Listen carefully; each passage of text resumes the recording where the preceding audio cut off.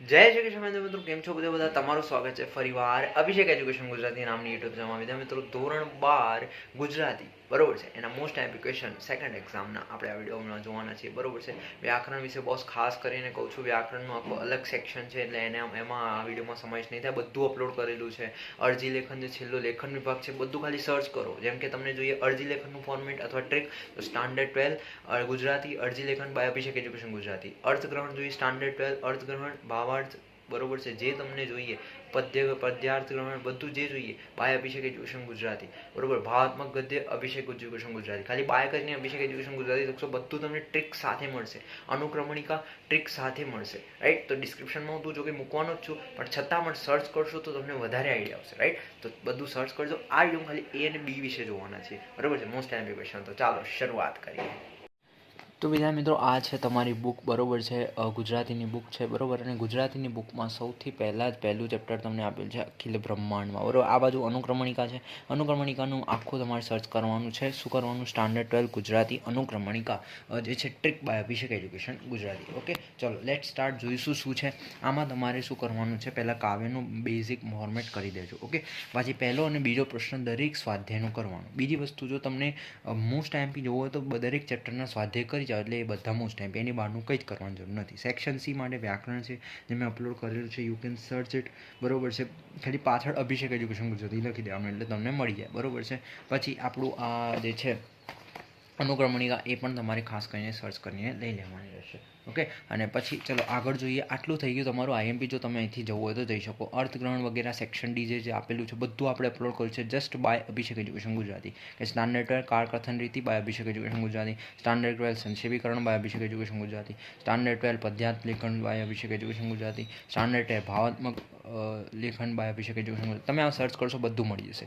જે સેક્શનના જે બધું અપલોડ કરેલું છે, you can just search it. Okay, તો ચલો એ તમે સર્ચ કરી લેજો, તમને મળી જશે. અહીંયા તમારું પૂર. પણ હવે જેને આમાંથી પણ આઈએમપી જોઈએ, સ્વાધ્યાયના પ્રશ્નોમાંથી, તો એના માટે અહીંયા છે પહેલો અને બીજો પ્રશ્ન તો આખો કરવાનો રહેશે, એમાં કોઈ આઈએમપી રહેશે નહીં. આ છે ત્રીજો પ્રશ્ન. જો આમાં તમારે શું કરવાનું છે, ખાસ કરીને આ ત્રીજા પ્રશ્નમાં તમારે આયરું કરવાનું છે. પહેલો પ્રશ્ન બરાબર, આ પદમાં નરસિંહ મહેતા પરમ તત્વોને કઈ રીતે સમજાવે. બીજું ચેપ્ટર મસ્ત ખીજડીએ ટેકરે, બહુ મસ્ત ચેપ્ટર છે.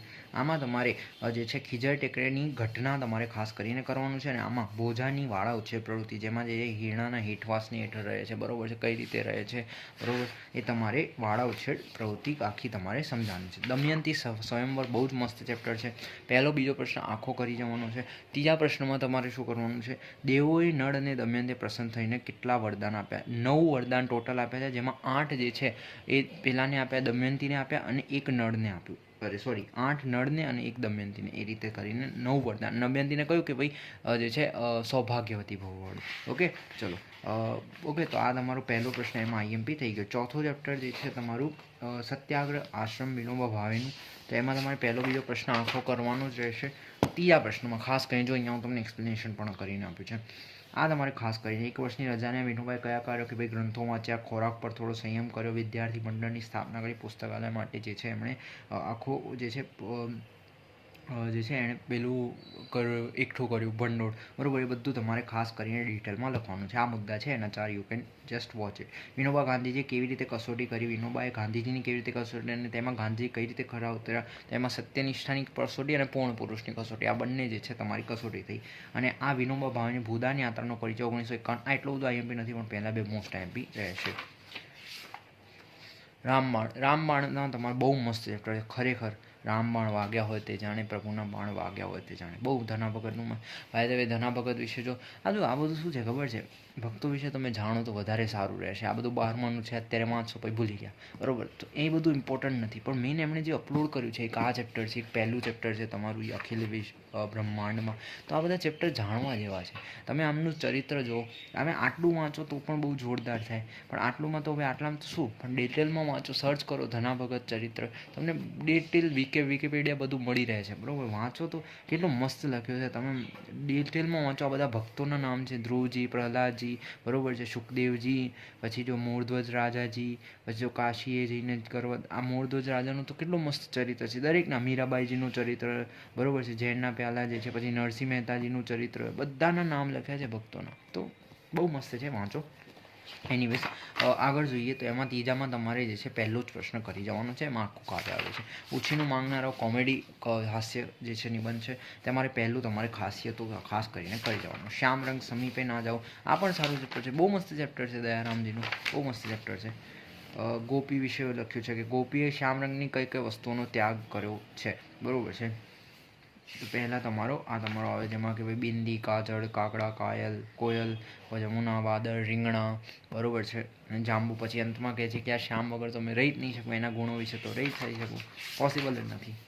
ચલો પછી ત્રીજો પ્રશ્ન, 8મા ચેપ્ટરમાં ત્રીજો પ્રશ્ન કે અમરનાથની યાત્રામાં પહેલો જ પ્રશ્ન તમારે ખાસ કરીને મોસ્ટ આઈએમપી છે. અને બીજું નદીના પ્રવાહિત નદીના શેષ નદીના પ્રવાહિત નદીના પલટાતા મનોહર દ્રશ્યો, મોસ્ટ આઈએમપી. આ પહેલો અને ત્રીજો મોસ્ટ આઈએમપી. પછી જો હું આગળ વાત કરું ભાવના અબોલા, આમાં તમારે શું કરવાનું છે, પહેલો અને બીજો તમારે ખાસ કરીને કરી જવાનો પ્રશ્ન. ત્રીજામાં નાયિકાએ પતિને મનાવવા શા પ્રયત્નો કર્યા એનું શું પરિણામ આવ્યું, નાયિકાએ મોકલેલ સંદેશો. તો જો વસ્તુ એ છે કે આ બંને આઈએમપી છે. જે એને પૂછવું હોય તો તમે દેટ વિલ બેટર કે તમે કાવ્ય જ કરી જાઓ આખું, રાઈટ. ઓકે, તો એ બધું લખ્યું છે. તો અહીંયા આમાં પહેલો ફકરો એનો જવાબ છે અને બીજા ફકરાનો જવાબ આ છે કે ખેતર, ડુંગર, ખેડૂ, બરાબર છે. પછી કૂવા અને સમુદર, તાગવું, બરાબર. પછી ઢાંઢો અને બળદ, પતિ, બરાબર. કાગળ અને કર્મ. ભાઈ કાગળને બધું તમને કીધું છે કે ભાઈ ખેતર ખેડવું સહેલું છે, પણ ડુંગર કઈ રીતે ખેડવો, કૂવા તાળવા સહેલા છે, એનું માપવું સહેલું છે, સમુદર કઈ રીતે માપવું, ઢાંઢો એટલે કે બળદને તમારે જે છે પેલું કરવું હોય તો પણ પતિને કઈ રીતે આપણે સમજાવો, અને પછી કાગળને બદલવું, કર્મ કઈ રીતે બદલવા. તો એ બધા છે, બધા 4 મુદ્દા આવે અંદર તમારું પતિ ગયું સંતો. ચલો યુધિષ્ઠિર યુદ્ધ વિષાદ, બહુ જ મસ્ત ચેપ્ટર છે, બહુ જ મસ્ત ચેપ્ટર છે. ઓકે, તો જો આ પહેલો બીજો થઈ ગયો તમારો. ત્રીજામાં તમારે નાટકના કથા વસ્તુ તો નહીં, જો તમારે આ ચોથો તો કરવાનો જ છે અને બીજો અને ચોથો ખાસ કરીને કરી જવાનો. પછી જો વાત કરું ઉર્મિલાની વાત કરું, ઉર્મિલા પણ બહુ મસ્ત ચેપ્ટર છે. પહેલો બીજો ચેપ્ટર પ્રશ્ન કરી જવાનું. ચરિત્ર ચિત્રણ તમારે ખાસ કરીને કરવાનું છે. 12મું ચેપ્ટર જે છે એમાં પહેલો બીજો પ્રશ્ન કરી જવાનો. પછી આમાં આર્યો ખાસ કરીને પહેલો પ્રશ્ન મોસ્ટ આઈએમપી. પછી જો હું વાત કરું 13મા ચેપ્ટરમાં મહાત્માના માણસ, પહેલો બીજો કહી જવાનું. પહેલો અને ત્રીજો આમાં ખાસ કરી જો લખેલું છે. જેલ વિશે લખવાનું પહેલામાં અને ત્રીજામાં પણ જેલ વિશે લખવાનું છે. પછી જો હું વાત કરું આગળ, છેલ્લું દર્શનની જો હું વાત કરું તો છેલ્લું દર્શન કાવ્યની કવિની મનસ્થિતિનું આલેખન અને કવિ મૃત્યુની ઘટનાને મંગલમાં, મોસ્ટ આઈએમપી સવાલ છે, મોસ્ટ આઈએમપી સવાલ છે આ ખાસ કરીને. પહેલો અને બીજો મોસ્ટ આઈએમપી સવાલ છે. બીજી વસ્તુ તમે આ વિચારતા છો કે આ લખેલું મતલબ શું, તમે લખીને બકા મારા સમયની ચોપડી છે, મેં પોતે છે ને આ ચોપડીમાંથી વાંચેલું છે. ત્યારે મેં 12મું કર્યું તો લગભગ આજથી 2 વર્ષ પહેલાં, બરાબર છે. ત્યારે આ ચોપડી વાંચેલી હતી. આ એ જ વસ્તુ છે. જો હજુ પણ તમને મે બી દેખાતી નહીં, પણ સારી રીતે રાખી છે, સાચવી, થોડી ઘણી ફાટી ગઈ છે, બટ યસ આ એ જ ચોપડી છે. તો તમને હું દેખાડું પણ છું કે ભાઈ કઈ રીતે વાંચવું જોઈએ, કઈ રીતે તમે આમ લખીને મોઢે કરી શકો. એન્ડ ટાઈમે કંઈ મોટી વસ્તુ નથી. તો દેટ વિલ બેટર. તો તમે એવું લાગતું હશે કે આ તો જો જોઈને જવાબ આપે છે. આ મારી ચોપડી છે. 2 વર્ષ પહેલાં જ્યારે મેં બોર્ડ આપેલું હતું, 2 કે 3 વર્ષ પહેલાં, બરાબર, 2 વર્ષ પહેલાં શાયદ. તો ત્યારની આ બુક છે કે મારી છે. જ્યારે મારી મેથડ હતી, બરાબર, બુકની વાંચવાની. જો આ તો કશું નથી. તમે BA અને ઇકોની બુક જો તો તમે ચોંકી જાઓ, એટલું બધું લખેલું હતું એમાં.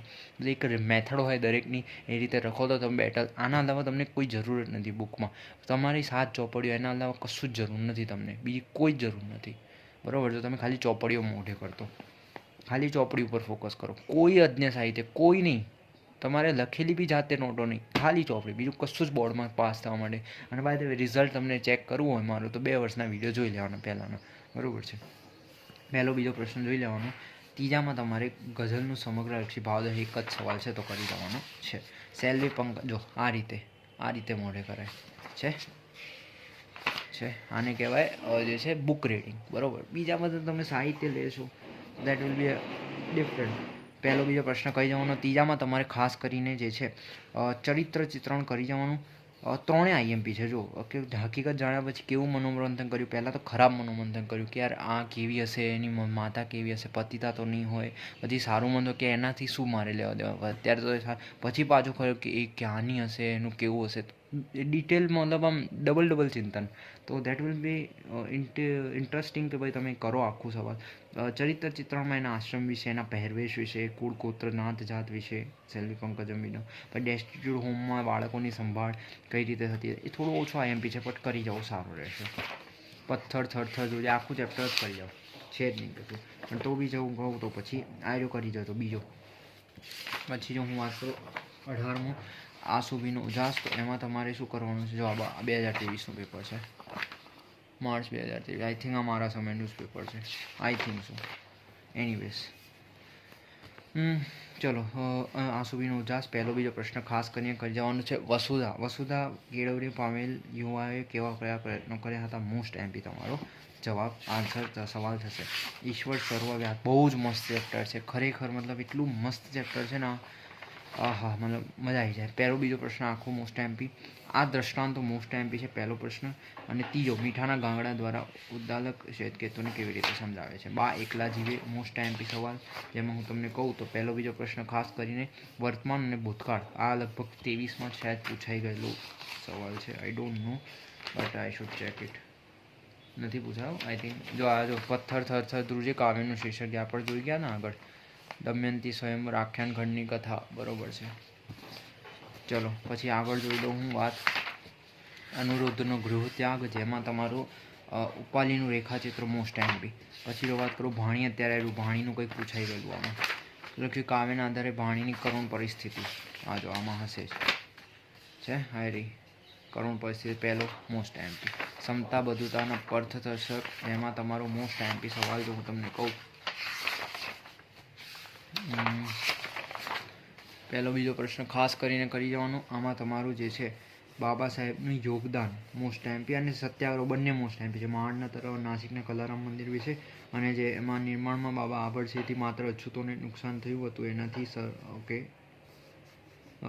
તો એ બધું સમાનનું ક્ષમતા બંધુતા અને જે છે એમના 3 સિદ્ધાંતો, બહિષ્કૃત હિતકારિણી સભાની સ્થાપના, તો એ બધું એમાં અંદર આવશે. તો બધું બંને સવાલો કરી જવાના. શરત મોસ્ટ એમપી કહું તો શરત વાર્તા, વૃદ્ધ માલિકનું ચરિત્ર ચિત્રણ. જોઈએ આમાં શું પૂછ્યું છે મોટા. પૂછીનું માંગના નિબંધના શીર્ષકની યથાર્થતા, સેલ્વી પંકજમનું ચરિત્ર છે, ખીજર ટેકરી મારસાની. તો આપણે 3 આઈએમપી આપી દીધા છે. આઈ હોપ તમને આ વિડીયો પસંદ આવે તો લાઈક શેર સબસ્ક્રાઈબ બધું જ કરજો. મળીશું એક નવા ટોપિક સાથે. ત્યાં સુધી જય શ્રી કૃષ્ણ.